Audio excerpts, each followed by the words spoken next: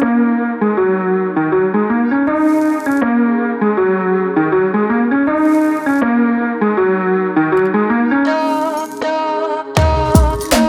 up? What up? Good. It's your boy Ryan Bridges. Welcome to another episode of New South. It looks a little different tonight. We're doing the virtual episode here. It looks a little different. Normally, we in the stew. We got it posted, but man, we got some special things to talk about in this episode, man. But once again, I'm your boy Ryan Bridges, and in front of me, but I'll project me to you guys. Spirit Fingers. Even real? Is this real? I like that shirt, man. I appreciate it. It's a knockoff Michael Jordan shirt that I got on my travels. This is everyone should be sued for the makings of this shirt. Everyone. I was going to say that doesn't look like Jordan brand, but we're going to roll with it anyway. That's my favorite Jordan shirt, so that's got to mean something. So Miguel Jordan. All right. Well. So what's going on, man? So real quick before we jump into it, I've been on this like this weird Pizza Hut kick where I've been getting like the personal. I see my pizza because I'm like the only human left that just does the personal little pan pizzas. So I'm watching my pizza get cold. Not only is no one like at the desk servicing me, but also like there's no noise in the back. Like there's nothing happening. So I wait probably like 10 minutes watching my food get cold. I'm like, maybe there's a phone back there and there's somebody's in an office. Call. No, I'm like, all right, they're probably taking a right. There's probably one person left in here and they're probably pulling the Rod Bridgers. They got the toilet paper around the seat and they are taking a right? In the girls' bathroom. I also noticed that the door to get back there is super open, like cracked. There's a code to the thing, but it's cracked. I don't need it. So I give it, there's cameras all over me. I give all the cameras one of these. I walk my ass back there right over to where my pizza's at. I open that. I see my name on it. I circle back around. I'm behind the counter at this point. I circle back around, walk out of the cooler, grab my drink, and I just say out loud, appreciate it, and I walk the fuck out. So I mean, I'm surprised that it took me so long to just make that decision. Oh, 1,000%, I'd have got my pizza. Yeah. I'd have been like, yo, especially if you knew that it was yours. Like I know that's my. It's all of it's paid for. I paid online, so all I had to do was like grab and go. All paid for. I tipped them for me going back there to get it because I'd already tipped them when I paid for it. I think the first and foremost with the Josh Level Classic is the purpose behind it. Is to carry on the legacy of somebody who was a great person, a great brother, or a friend for everybody that's involved in this event. It became like a measuring stick of like, hey, who's the elite in the state of North Carolina?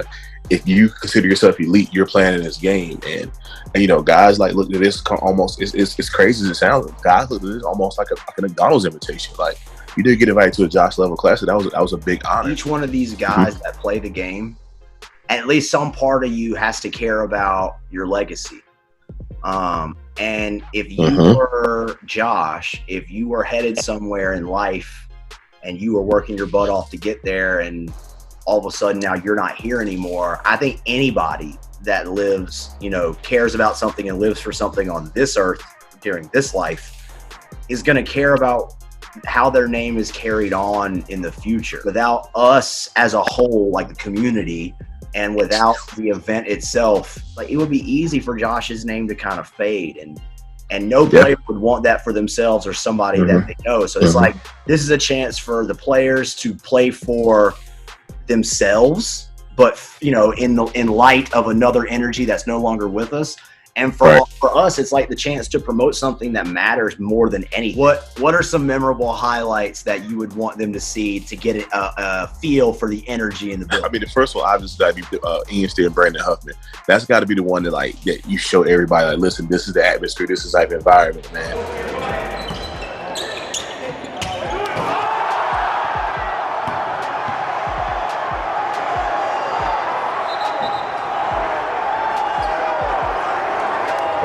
Sat down with Jake Honeycutt and Trey Chapman here in the studio to talk about some of their best moments from the event, why people should pay attention to it, and all the information for this year's event. So let's check that out now. So in 2013, Josh Level, who was one of the best basketball players in the country, passed away mid-game from myocarditis. It was a viral infection that attacked his heart, and it really just took the basketball community and just the North Carolina and Greensboro community by storm. Besides being obviously an amazing basketball player, he was a great person. He was somebody that, I mean, including myself, Josh was a few years older than me, I looked up to, and somebody that, you know, just always brought a smile to people's faces. So in 2014, Josh's best friend, Kanayo Obi-Rapu, for his senior project, started the Josh Level Classic. And for the first year, Kanayo, for his senior project, got all of Josh's best friends together and all of Josh's former teammates together to play in a showcase all-star event in honor of Josh and to raise money for charity. Our purpose with Josh Level Classic is to do two different things. One, bring together the youth, the inner city youth. A huge thing for us has always just been to give inner city youth new experience and have them point them in directions that they may not have been expected to go before. Making sure every gym in the country has an AED, that's something that we really want to focus on. You know, making sure that other student athletes are CPR trained.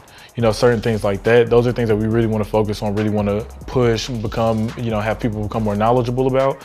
And also, you know, just make sure everybody has the right tools. So that's our charity. In the 6 years that we had the event, we had 16 former players going to play in the NBA. 9 of them were first-round draft picks and over 100 Division I players. In that group, Harry Giles, he was the #1 player in the country at the time. Bam Adebayo, who's an NBA All-Star. Brandon Ingram, Jerome Robinson, who was a lottery pick. Kyron Bowman, Caleb and Cody Martin. Theo Pinson, Wendell Moore, who had a Final Four run with Duke this year. Kobe White, who's a lottery pick. Patrick Williams, who's the #4 pick in the NBA draft. Among countless others. Joey Baker, who played in the Final Four this past year. And it's, you know, it's crazy to think about that I can't even name all the NBA alumni. We've only had the event for 6 years.